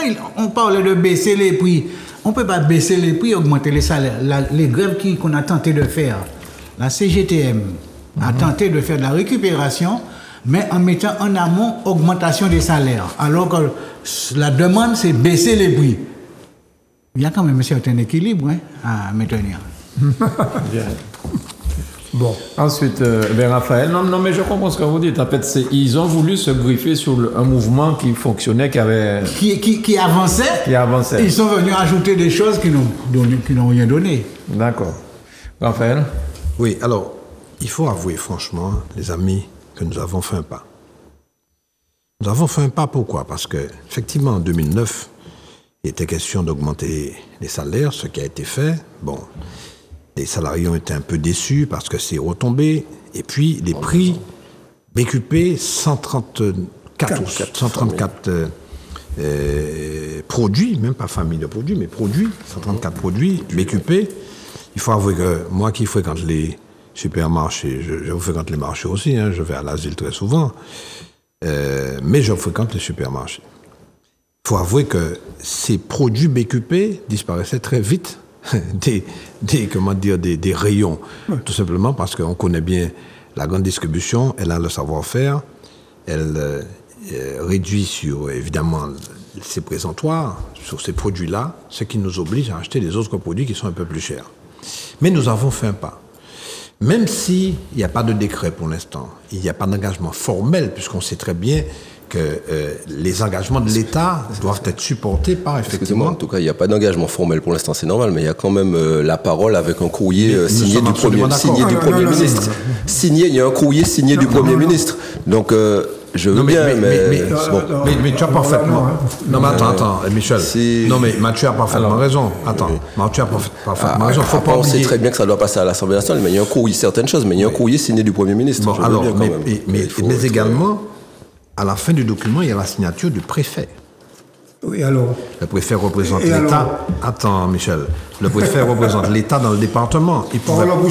Attends, il ne pouvait pas se permettre. Rappelez-vous, les amis, que j'ai travaillé à la préfecture pendant 10 ans. Donc je vous dis, lorsque le préfet signe ça, ça veut dire que derrière, il a eu l'autorisation de la part du gouvernement, du ministère de l'Intérieur, enfin, c'est le ministère de tutelle, pour pouvoir signer ce document. Et l'avantage que nous avons, c'est que les engagements ont été pris par tous les acteurs, que ce soit les grossistes, que ce soit les distributeurs, que ce soit les transporteurs, et que ce soit la collectivité territoriale de Martinique, qui s'engage à exonérer de l'octroi de mer 54 familles de produits, ce qui représente 6 000 références.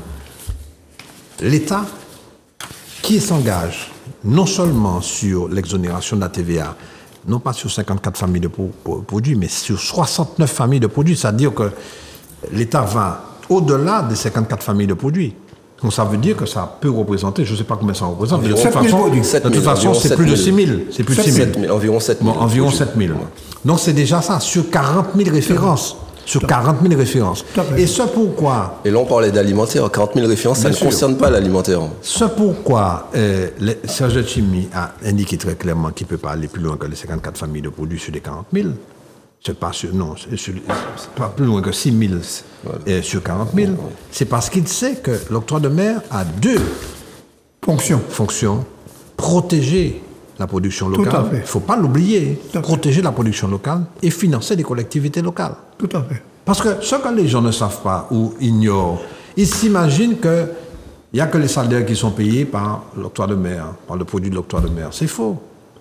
C'est les CCAS, c'est-à-dire l'aide sociale servie par les collectivités, par les communes. Les écoles. C'est la caisse des écoles, la cantine, etc., etc. Faire fonctionner les écoles pour nos enfants. L'éducation, c'est extrêmement important.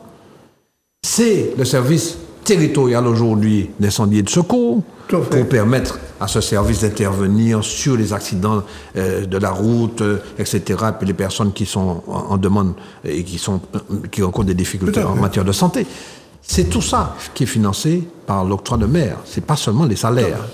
Donc il faut que nous puissions le dire à la population pour que la population ne croit pas que ce sont essentiellement les salaires. Et même si ce sont les salaires, ce sont nos compatriotes qui, effectivement, et ça permet à nos compatriotes de vivre, d'élever leurs enfants.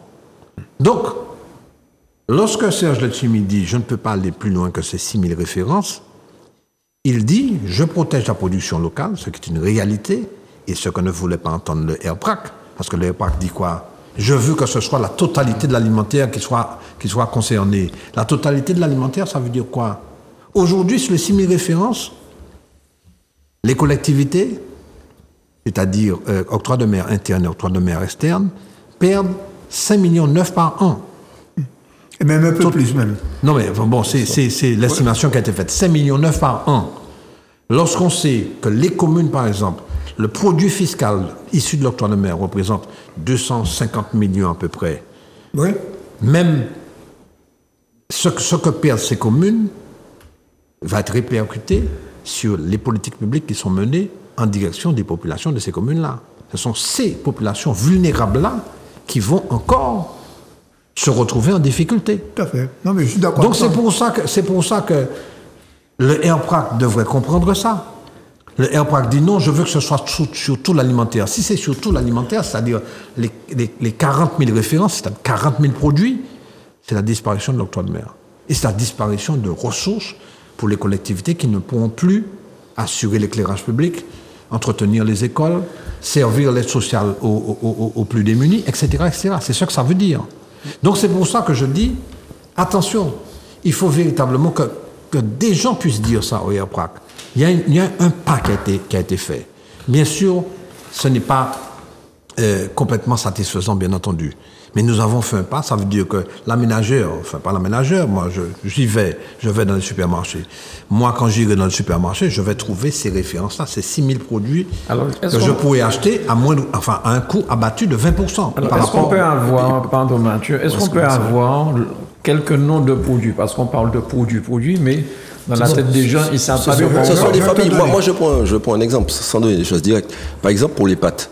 Quand vous irez dans un supermarché, et la différence qu'il y aura avant, quand on parlait du BQP, on trouvait une pâte, souvent c'était les pâtes premier prix, que vous trouvez en bas du rayon, etc. Là, vous aurez l'ensemble des familles de pâtes, que ce soit penne, spaghetti, etc. Tout ce que vous voulez, marque distributeur, marque premier prix, ou je ne vais pas citer de marque, mais les marques les plus chères, aux pâtes, je ne sais pas ce que vous voulez, aux truffes, à ce que vous voulez, l'ensemble des pâtes vont baisser, par exemple. C'est juste un exemple. Et ça, on peut multiplier ça pour d'autres choses. Hein. Steak haché, le lait, ce que vous voulez. Le lait aussi est compris. Lait, il y a aussi du lait pour adultes, bien sûr, mais il y a du lait pour bébé. Il y a des produits comme de la dentifrice, etc. Des produits d'hygiène pour hommes comme pour femmes. Justement, on parle de l'hygiène. Voilà, pour l'hygiène féminine aussi. On retrouve un peu de tout. C'est très divers et très varié. Et c'est pour essayer. Bien sûr, chaque personne a son mode de fonctionnement, à sa consommation. Ça a été fait pour permettre que ce soit une personne âgée ou une personne ou un jeune, moins jeune, d'essayer de satisfaire plus ou moins tout le monde. Mais on ne réussira jamais à satisfaire tout le monde. Et je voudrais simplement rappeler que ces 7000 produits dans un supermarché représentent déjà quasiment 50% de l'ensemble des produits qu'on retrouve dans certains supermarchés. Et dans une supérette, n'en parlons même pas. Dans une supérette, on retrouve plus de produits essentiels. Il y a des supérettes qui nous disaient ils ont 10 000 références. Donc quand vous mettez 7000 produits, ce qui fait que ça couvre quasiment l'ensemble de leur magasin. C'est pour ça d'ailleurs que les petites supérettes et les petits magasins ne sont pas concernés, parce que sinon on aurait créé une vraie déstabilisation et ils risquent de fermer. C'est pas du tout ce qu'on cherche et ce qu'on veut mettre en place. D'accord. Alors, je vais te citer quelques exemples. Je trouve que j'ai pu avoir la liste des produits. Je l'ai aussi. Alors, je donne quelques exemples. Je ne vais pas donner tout. Steak haché. Ok, surgelé. Poitrine de porc fumée au séché, jambon de porc. Bon. Lait et crème de lait. Beurre, margarine, huile de tournesol. De l'huile. Sauce tomate, vinaigre, sel, ail frais ou réfrigéré, fromage râpé. Alors, produits d'hygiène, gaz hydrophile pour pansement, rasoir, brosse à dents, serviette et tampon hygiénique, couche, etc., etc. Donc, si tu veux, il y a là quand même... Haricots verts, haricots rouges, lentilles, etc. Ça, on pourrait rester pendant toute l'émission. Bon. Donc, ce document quand même est intéressant. C'est pourquoi j'ai dit tout à l'heure, un peu, j'ai porté la même appréciation, un peu, à quelques nuances près que celle de Raphaël Zéminor. On a fait un pas. Moi, je voudrais revenir sur quelque chose d'important que tu as dit en début d'émission et qu'on ne partage pas du tout. C'est sur la volonté de transparence et sur certaines avancées. Je vais reprendre certains articles. Donc, je vais reprendre le grand 2, le 20. Les enseignes de distribution s'engagent à communiquer à l'État les prix et les marges pratiquées sur les produits concernés au cours des 6 mois qui précèdent la signature du présent protocole. Les importateurs grossistes et les enseignes de la distribution s'engagent à communiquer aux représentants de l'État tous les 6 du mois toutes leurs données économiques, ainsi que les sorties de caisse et selon des modalités adaptées à la taille des distributeurs. Un suivi simplifié sera proposé aux supérettes et aux supermarchés. L'État s'engage à renforcer la transparence sur les prix et les marges des importateurs grossistes et des distributeurs. Il saisira à cette fin l'autorité de la concurrence, renforcera des contrôles effectués par ses services régionaux de l'État, ainsi que les moyens de l'Observatoire régional des prix et des marges et des revenus, c'est etc. Là que nos députés, donc, ce qui fait que quand tu dis qu'il n'y a pas des choses qui sont mises en place et qui doivent être mises en place, là je ne partage pas et je te dis que quand je lis ça, quand même, les choses sont claires et précises. Non, c'est pas si clair que ça. Alors, je te réponds, tu permets? Oui, bien sûr. Je te réponds. On s'engage. J'aurais préféré que l'État mette aussi s'engage à prendre un décret pour renforcer les services. Tu sais, alors, tu veux même que je te dise? Oui, bien sûr. La direction générale de la concurrence des prix a été détruite par Sarkozy. Oui, ça, on le sait. Pas que là, d'ailleurs. Alors, il y a une partie des compétences de cette ancienne administration qui a été reprise par la DITS, direction dans l'entreprise, etc., du travail, des solidarités. Oui. Bon. Il y a un agent à mi-temps pour s'occuper des anciennes compétences de la concurrence et des prix. Oui, et un magistrat. Bon. Et un magistrat. Donc, il faut donner. Non, je rentre un petit peu dans les détails. Je me permets de faire un petit peu de pédagogie. Il faut d'abord donner des pouvoirs. Un fonctionnaire ne peut pas aller dans une entreprise exiger des comptes s'il n'a pas de pouvoirs. Donc, il faut qu'il y ait un décret qui redonne des pouvoirs à cette administration. Et deuxièmement, un seul agent ne pourra pas contrôler toutes les entreprises. Mais je te rassure, ça ne sera pas un seul agent. Il y a l'État devrait moi je crois déjà lancer, parce que pas que ce sont des concours. Hein. En tout cas, ils ont déjà prévu de faire des recrutements. Je n'ai pas le chiffre exact, ça c'est déjà prévu. Ils ont dit qu'ils vont nous annoncer le chiffre, puisqu'il y a un travail qui sera mis en place et le Premier ministre a dit qu'il a pris des engagements dans un courrier clair et précis. Mais moi je veux rappeler que compte tenu que nous sommes des Martiniquais, en tout cas moi je suis pas élu, mais en tout cas j'ai entendu les élus et j'ai vu les élus martiniquais et c'est dans leur protocole. La collectivité territoriale de Martinique financera la mise en place d'une mission de contrôle de l'application du présent protocole pour l'Observatoire des prix et des marges. Oui, mais quand allié au fait que l'État de l'autre côté renforce, nous on pourra en soi jouer notre rôle et influencer. Et puis après, les députés ont qu'à faire certains travaux, ils se sont engagés d'ailleurs à faire un travail pour faire qu'on ait la compétence. Parce que tu sais très bien que nous sommes pour qu'on ait un pouvoir normatif en Martinique et qu'on se bat pour certaines choses et que et on se bat pour ça et on se bat pour ça au quotidien. Bon, malheureusement il y en a qui disent ça et qui ne le font pas, mais bon. Et puis certains, il faut faire un pas vers l'autonomie. Il faut dire que la collectivité territoriale de Martinique, point numéro 23, sera dotée d'un véritable pouvoir en matière de fixation des prix. Oui. Alors, juste pour dire, il y a une parole qui a été prononcée, il me semble que c'est par petit O, j'en suis pas sûr, mais qui disait, il faut aussi que les citoyens soient vigilants. Ça veut dire que... Ah, bien sûr. Bien sûr. Quand tu vas dans un supermarché, si tu sais que ce produit-là est concerné par la baisse de 20%, de 12%, etc., il faut qu'il puisse effectivement le verbaliser. Il y a des applications qui sont mises en place et qui seront financées. Il y a des applications qui seront financées et mises en place pour aider l'ensemble de la population. Ils vont un peu plus clair parce qu'ils ne voient pas forcément avec la décomposition du prix. C'est une protection. C'est prévu en tout cas. Et puis, je vais rajouter quelque chose pour faire, qui vous faire de la peine. Il faut cesser de vouloir consommer comme en France. Bon, ça, je pense. Il faut changer notre modèle de consommation. Ça se dit aussi. Il ne faut pas absolument vouloir consommer comme le Parisien. Mais pour ça, il te faut une production locale qui effectivement puisse permettre de compenser. C'est ce qu'on a dit. Je veux quand même revenir sur 2-3 points importants parce que c'est vrai qu'on a parlé des prix, la fixation des prix, mais il y a 2 choses quand même très importantes qui ont été obtenues.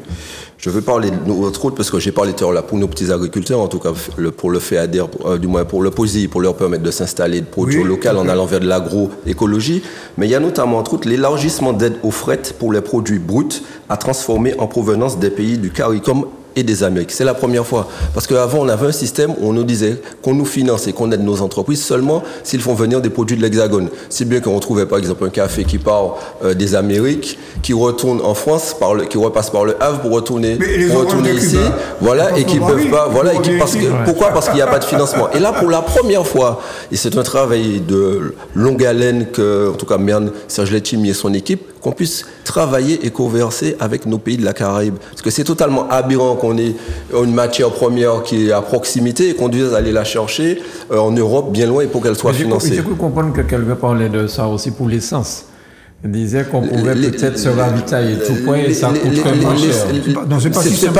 L'essence, c'est autre chose. Parce qu'il y a des normes, il y a des choses qui ne passent pas forcément dans pour les véhicules. C'est un petit peu différent. Certaines personnes l'avaient évoqué pour le Venezuela, mais notamment, c'est pas si simple que ça. Nous avons en Trinidad des pétroles lourds qui ne correspondent pas aux normes de fonctionnement de notre raffinerie. Donc on est obligé de prendre des pétroles légers. D'accord. Alors, Monsieur Chalut, c'est silencieux sur tout ça. Vous êtes concerné par la baisse des prix? Si. Ce que je crains, c'est que le commerçant, voyant que... Enfin, j'ai appris, quand j'étais en classe, qu'une entreprise, elle existe parce qu'elle fait des bénéfices. Si elle sait que sur tel produit, la marge n'est pas intéressante, le produit sera en rupture de stock. Et comme pour les médicaments, quand vous allez en pharmacie, vous voulez un médicament, on vous dit, il y a un générique, donc on va vous donner du steak artificiel. Ça existe, ça. Du steak végétal. Ah oui. Eh bien, donc vous aurez des aliments génériques. Parce que écoutez, celui qui sait qu'il perd de l'argent en faisant venir tel produit, il ne perd pas d'argent, il diminue sur ses marges. Voilà, il gagne moins, mais il ne perd pas d'argent. Et je rappelle qu'il y a un contrôle qui sera fait par les services de l'État. Voilà. Justement. Mais il peut en gagner un petit peu moins. Mais non, mais de toute façon, la loi interdit la vente à perte de toutes les façons. Donc, les choses sont claires, la loi l'interdit. Alors, le problème est le suivant. Moi, j'ai découvert que finalement, l'Ukraine, c'était notre grenier de la France et de l'Europe. C'est depuis la guerre en Ukraine. On vous dit, il n'y a pas de farine, parce que la guerre en Ukraine, on ne nous a jamais dit que tous ces produits-là revenaient d'Ukraine et de Russie. On ne nous a jamais dit ça. Non, mais il y a des fournisseurs aussi qui ont fait de la spéculation, on le sait très bien, on le sait tous. Le marché mondial fait que... Vous avez votre voiture en réparation, le garage, il passe commande, on lui répond... avec la guerre de l'Ukraine, la pièce ne peut pas arriver. On ne nous a jamais dit que Renault s'approvisionnait en Ukraine. Non, mais pour les pièces, non, mais il faut pas. On a des gens qui nous écoutent. Il faut pas quand même raconter, je vais pas dire n'importe quoi, mais des choses qui c'est pas totalement la vérité. Qu'est-ce qui s'est passé au niveau des pièces détachées? Vous avez parlé des pièces détachées, des pièces automobiles. Rappelez-vous, l'ensemble des industries quasiment se sont arrêtées durant le Covid. Tout de suite après la reprise de l'activité et de l'économie, il y a une forte demande mondiale, notamment pour les pièces détachées. Et qu'est-ce qui s'est passé? Nous sommes arrivés en rupture de stock. Ça se voit notamment pour les bus, etc. Il y a d'ailleurs beaucoup de bus qui sont en panne parce qu'on ne trouve pas de pièces détachées sur le marché. Et que la demande mondiale est très importante dans certains pays, notamment d'Asie, ou des pays, ou comme l'Inde, des pays qui sont en plein développement économique. Et c'est pour ça qu'il y a une rupture de pièces détachées. Mais c'est pas parce que c'est la guerre d'Ukraine, etc. C'est ce qu'on répond. C'est ce que les gens disent. Souvent, c'est l'Ukraine, c'est l'Ukraine. Il y a la guerre en Ukraine. Oui, alimentation comme tout. Oui. Non, mais alors, ce que tu dis, c'est l'occasion, à mon avis, de faire un avertissement. Tout ce qui se dit et tout ce qui circule sur les réseaux sociaux n'est pas nécessairement vrai. Ouais. Et particulièrement dans cette période de lutte sur la question de la vie chère, il y a beaucoup de choses erronées qui circulent. Par conséquent, il faut s'informer. Michel, Le problème, Michel, que à la bonne sauce. Le problème qu'on a, c'est qu'une fake news. La publicité gratuite. Voilà, une fake news circule 13 fois plus vite qu'une information vérifiée. Il y a des fakes. Oui, parce que c'est moins intéressant. Voilà, donc c'est simplement on tenait que le mensonge prend l'ascenseur alors que la vérité prend l'escalier. Alors, voilà. On nous a déjà mis le signal, mais alors là, on nous dit, à quelques heures de la présentation du texte, les collectivités locales seraient mises à contribution à hauteur de 5 milliards d'euros pour le redressement des finances publiques. Et depuis ça, la taxe aussi sur le prix des billets d'avion. Taxe de solidarité sur l'aérien. Voilà. Taxe Chirac. La taxe Chirac. La taxe Chirac, oui. Alors, moi, je me dis quand même, vu le prix des billets d'avion, alors que nous sommes tous en train de demander pour la continuité territoriale d'avoir un geste de l'État et de ce cela, voilà le geste qu'on reçoit. Non, j'en avais parlé d'ailleurs il y a 3 semaines quand j'étais venu ici, parce que quand j'avais vu le projet de loi de finances et j'avais vu certains trucs, j'avais vu un danger important pour nous à ce niveau-là. Effectivement, le gouvernement a décidé, pour pouvoir récupérer environ 1 milliard d'euros, c'est le but qu'ils cherchent, d'augmenter la taxe sur les billets d'avion, taxe dite solidarité, moi je dirais taxe Chirac, qui a été mise en place, si je ne me trompe pas, Michel va pouvoir me le dire, en 2006.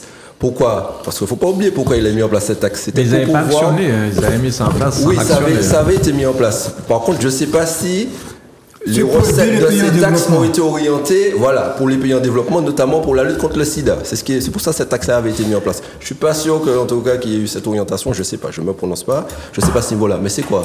Qu'est-ce qu'il a veut dire ? Pour tous les vols long courrier supérieurs à 5000 km, la taxe va passer pour les billets dits en classe économique de 7,61 € à peu près, je crois si je ne me trompe pas, elle va passer à près de 60 €. Donc elle multipliée par 8. Et tous les billets en classe affaires, elle va passer de 60 € à peu près, 57 €, je n'ai pas exactement le chiffre en tête, à environ 200 €.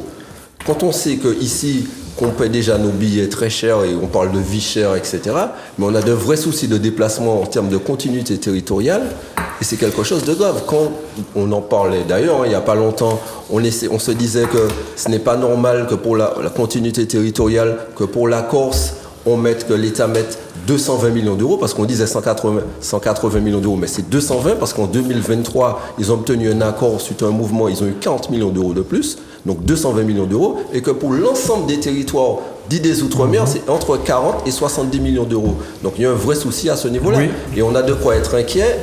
Inquiet pourquoi ? Pour notre tourisme.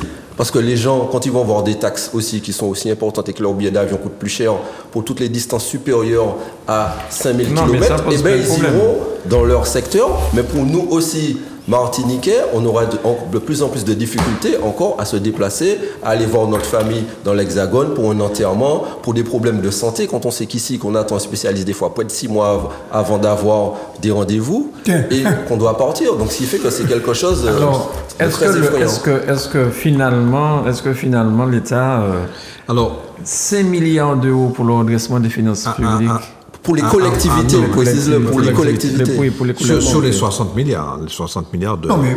Attends, Michel, attends. Non, mais deux choses que je veux dire. D'abord, j'ai entendu le ministre de l'économie, Antoine Armand. Bon, on ne le connaissait pas du tout, mais il apparaît dans le paysage politique. C'est une nouvelle tête, oui. Antoine Armand, dire que les Outre-mer ne seraient pas concernés. Il a dit ça il y a 2 jours. Bon, non, mais de toute façon... Ça va faire l'objet d'une discussion. J'espère que nos parlementaires... Tu parles des billets d'avion pour les 5 milliards. Des billets d'avion. Ah d'accord, des billets d'avion, essentiellement, des billets d'avion. Le tarif aérien. Pour l'instant, il y a eu un débat, même encore à l'Assemblée nationale. Ça passe un peu Oui, tout à fait. Mais il a dit ça, je l'ai entendu. Il dit, les Outre-mer ne seront pas concernés. Évidemment, ce sont des territoires qui sont suffisamment fragiles et fragilisés pour qu'on ne fragilise pas le tourisme. Et Mathieu, tu parlais du tourisme tout à l'heure, c'est sûr que le tourisme sera impacté. Nos territoires sont impactés de ce point de vue-là. La seconde chose que je veux dire, pour ne pas être trop long, c'est que cette taxe a été mise pour 2 raisons. D'abord, pour évidemment réduire le déficit, permettre de trouver de nouvelles niches en matière financière, mais également pour inciter les populations à voyager de manière plus écologique. Attends. Mais non, mais c'est ça l'idée. Sauf que... C'est ce qu'ils avancent pour se cacher. Mais évidemment, sauf que évidemment, nous n'avons pas la possibilité de trouver d'autres moyens de transport plus écologiques. C'est-à-dire que nous n'avons pas de train ici. Et nous avons 7000 km à parcourir pour toutes sortes de raisons. Raisons de santé, éducation, formation, aller voir la famille, les loisirs, etc. Donc, aller au JO. Aller au JO. Donc, cette raison doit tomber pour ce qui concerne les ressortissants des Outre-mer, donc pour les Outre-mer. Et puis, le ministre se rend bien compte de ça. Moi, je pense qu'il va... J'espère qu'il va maintenir sa proposition de ne pas impacter les Outre-mer de ce point de vue-là. Alors, Mano, j'ai lu quand même avec beaucoup de satisfaction dans France Antilles d'aujourd'hui une tribune des sénateurs, sauf peut-être Catherine Concorde, mais qui malheureusement a été frappée par un deuil. Et tous les sénateurs d'Outre-mer ont protesté contre les mesures. Une seconde. Oui. Oui, allez-y, oui. Vas-y, Michel, vas-y.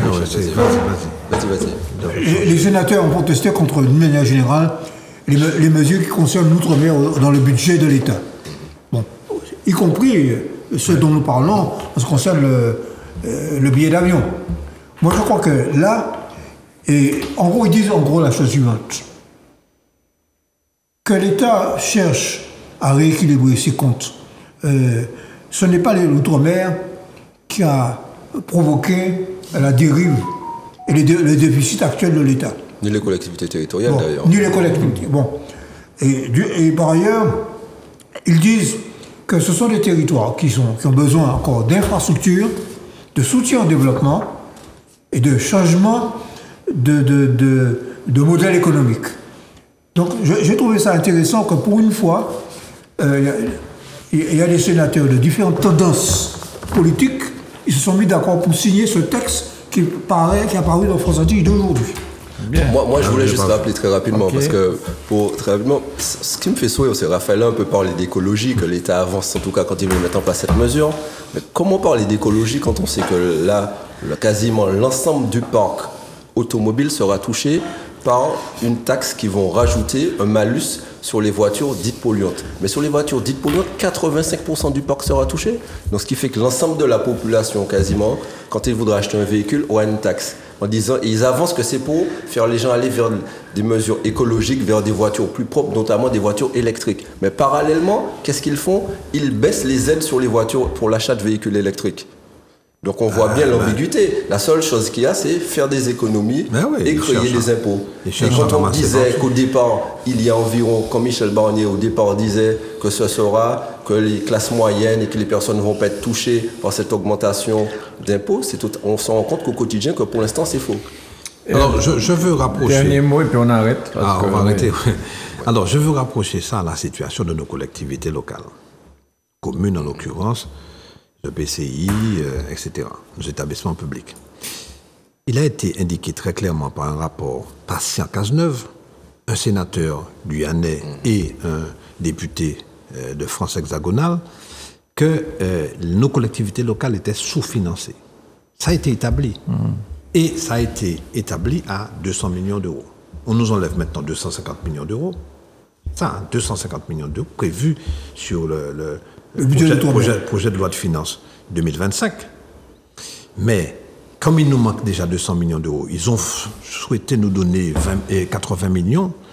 Et puis ils nous ont proposé ce qu'on appelle les quorums, les contrats de redressement pour les communes les plus en difficulté. Mais c'est un emplâtre sur une jambe de bois. Je prends l'exemple de la ville de Fort-de-France qui avait un déficit de plus de 60 millions d'euros. Ce qui a été donné à la ville de Fort-de-France pour le premier quorum, le premier contrat de redressement, c'est 1,3 million par an sur 3 ans. Donc on voit bien que c'est presque une goutte d'eau dans la mer. Dans l'océan du déficit. Si la collectivité ne s'était pas employée pour réduire ce déficit, pour arriver aujourd'hui à un déficit au budget, au compte administratif de 11 millions d'euros, voire de 6 millions d'euros, tout dépend de ce qu'on prend, le budget ou le compte, eh bien, on n'y serait pas parvenu avec la dotation qui a été donnée, enfin la subvention qui a été allouée par l'État. On enlève 250 millions d'euros aux Outre-mer, aux collectivités d'Outre-mer, c'est encore appauvrir ces collectivités d'outre-mer qui sont naturellement la structure de proximité qui permet justement de venir en aide aux plus défavorisés de manière générale et développer ces territoires-là qui sont dans le prolongement de l'État ou encore de la collectivité territoriale. Et 70% des investissements sont réalisés par les collectivités. Autrement dit, le BTP, etc., l'activité économique. Bon. Mais il y a un autre élément alors, qui est spécifique à l'outre-mer et plus spécifique à la Martinique et à la Guadeloupe, c'est que les dotations, la plupart des dotations, sont assises sur le chiffre de la population. Et comme le chiffre de la population diminue, nos dotations ont tendance à diminuer. Donc c'est un cercle vicieux. En ce moment, oui. C'est un cercle vicieux. Et les besoins de la population augmentent. Autrement dit, la population diminue, elle vieillit, ça provoque des dépenses sociales supérieures, mais en même temps, on a des dotations qui diminuent. Donc, c'est un cercle vicieux vers beaucoup plus d'appauvrissement, comme tu le dis. Donc, nous nous retrouvons dans une situation inextricable. Je ne sais pas comment on va faire, parce que nous enlever 250 millions d'euros, c'est grave. Et j'espère que, lors de la discussion sur le budget des Outre-mer, que tous nos parlementaires, qu'ils soient députés ou qu'ils soient sénateurs, monteront au créneau pour dire que non, ce n'est pas normal, nos territoires sont déjà défavorisés, qu'on nous enlève 250 millions d'euros, c'est trop. Voilà. Bien. Je vous remercie tous les quatre, une fois de plus, d'avoir participé à cette émission. Monsieur Chalut, vous n'avez pas été trop... Non, il y a des sujets sur lesquels je suis à l'aise. Il y a d'autres sur lesquels je ne suis pas informé, donc je ne peux pas m'exprimer, sauf que je dois dire que M. Branchi a eu raison de dire que les documents ne sont pas fermés, c'est-à-dire bouclés comme il faut. Rappelez-vous, au moment de la crise du Covid, notre cher président avait dit « quoi qu'il en coûte ». On voit maintenant ça commence à... Le quoi qu'il en coûte. Le quoi qu'il en coûte. On comprend. Bien, je ne veux pas que vous partiez de Zouk Télévision avec une mauvaise pensée quand même. Hein. Ça vous a plu d'être avec nous ce soir? Ah, j'étais enchanté d'être là. Et ravi. Et surtout que j'ai tenté de rassurer mes compatriotes qui ont bénéficié du Bumidum de ne pas se laisser abattre par des gens qui, pour des raisons inavouées, crachent sur l'institution, mais directement sur eux, involontairement. Involontairement. Merci beaucoup, M. Chalut. Michel, merci beaucoup. Oui. Merci, Raphaël. Merci, Mathieu. Merci à toute l'équipe de Zouk Télévision, en tout cas. Merci bien. Et puis à vous, ces jours-ci, nous vivons des moments douloureux, difficiles, avec tout ce qui se passe à la Martinique. Donc, on force et puis courage pour tout le monde. Et puis... C'est dommage, on n'a même pas pu évoquer la situation sociale, parce que ça, c'est important. Pourquoi est-ce qu'on arrive là? Et appeler au calme et que les choses se passent en sérénité, on peut avoir une pensée aussi très forte à toutes les personnes qui se retrouvent sans emploi et sans activité. Ben oui. Oui, c'est ça. Il y a 1000 emplois concernés, il y a des entreprises qui sont complètement détruites, qui vont probablement pas se relever. Bon, mais on en discutera de toute façon, on n'a pas fini avec la vision. Bien sûr. J'espérais que Grégory éteigne la lumière, mais plus que jamais, la lumière est là, donc on est obligé d'arrêter. Bon week-end à tous, et puis à bientôt sur Zouk Télévision. Merci beaucoup à tous les quatre. Merci à Grégory pour la réalisation. Merci à vous chez vous. N'hésitez pas à nous envoyer des emails, zouktv, @zouktv, en un seul mot, @gmail.com. Et Monsieur Chalut, cette émission sera diffusée en télévision demain soir à 20h. Justement, j'ai les renseignements. Ah, vous avez les renseignements, c'est parfait. Ouais. Voilà, à bientôt sur Zouk TV. On est...